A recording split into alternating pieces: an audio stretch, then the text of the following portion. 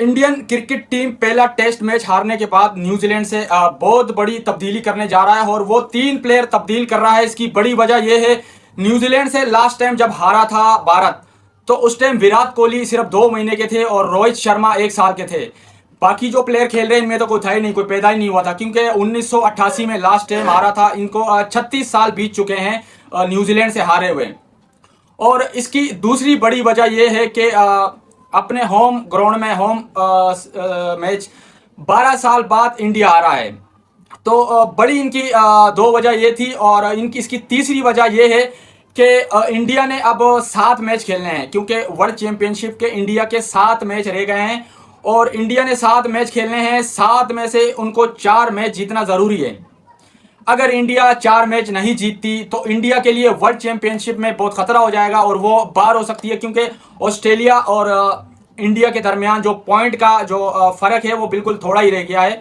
और 2 match New Zealand के साथ खेलने हैं, क्योंकि दोनों जीतना ज़रूरी है इंडिया के लिए, क्योंकि इसके बाद उन्होंने अपने सारे मैच ऑस्ट्रेलिया के साथ खेलने हैं ऑस्ट्रेलिया में। तो इंडिया के लिए काफ़ी मुश्किलात हैं, और क्योंकि ऑस्ट्रेलिया में ऑस्ट्रेलिया को हराना कोई आसान नहीं होता। तो ऑस्ट्रेलिया इंडिया के सिर्फ 7 मैच रह गए हैं वर्ल्ड चैंपियनशिप के, और उसमें से 4 जीतने हैं। तो इसकी एक बड़ी वजह यह भी है। और 3 प्लेयर जो बाहर हो रहे हैं, जो मुझे नज़र आ रहे हैं और जिनकी खबर चल रही है, सबसे पहले राहुल, जो बिल्कुल क्लिक नहीं कर पा रहे हैं और बांग्लादेश के खिलाफ भी उनकी कोई ख़ास परफॉर्मेंस नहीं थी और इनको एक जिम्मेदारी दी गई है पिछले नंबरों पे, लेकिन वो उसको निभा नहीं पा रहे हैं। तो न्यूजीलैंड के खिलाफ भी उन्होंने पहले टेस्ट मैच में 0, पहली इनिंग में 0 और दूसरी इनिंग में 12 रन। तो पहले जो नज़र आ रहे हैं वो राहुल नज़र आ रहे हैं। दूसरे जो प्लेयर नज़र आ रहे हैं वो कुलदीप यादव, जो स्पिनर बॉलर है उनके, चाइना मैन।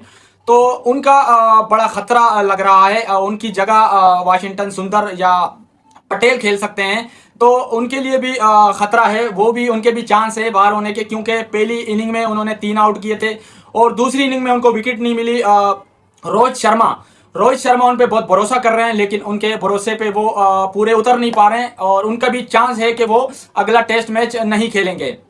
इसके अलावा तीसरी जो चेंजिंग करने जा रहा है वो मोहम्मद सिराज की परफॉर्मेंस भी इतनी अच्छी नहीं है जितनी अच्छी होनी चाहिए।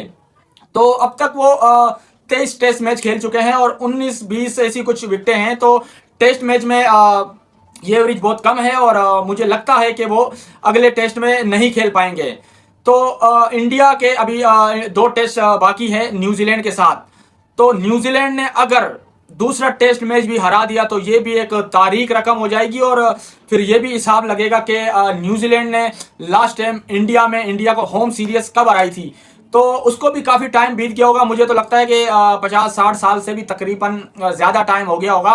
तो ये हिसाब बाद में लगेगा, पहले न्यूजीलैंड जीते तो फिर ये हिसाब किताब होगा। बहरहाल न्यूजीलैंड बड़ा अच्छा परफॉर्म कर रही है। कोई बड़ी बात नहीं है कि इंडिया को सीरीज ना रहा है, क्योंकि इंडिया की टीम काफ़ी प्रेशराइज होगी अगले टेस्ट मैच में। न्यूजीलैंड के ऊपर प्रेशर मेरे ख्याल से कि नहीं होगा न्यूजीलैंड पे, और होना भी नहीं चाहिए। इंडिया के ऊपर बड़ा प्रेशर होगा अपने क्राउड का और अपने ग्राउंड का, क्योंकि पहला मैच वो हार चुके हैं। तो इसीलिए इंडिया के ऊपर प्रेशर ज़्यादा होगा और न्यूजीलैंड पे प्रेशर नहीं होगा। तो कोई बड़ी बात नहीं है कि न्यूजीलैंड आने वाले दोनों टेस्ट मैच भी जीत सकता है, एक तारीख रकम कर सकता है न्यूजीलैंड।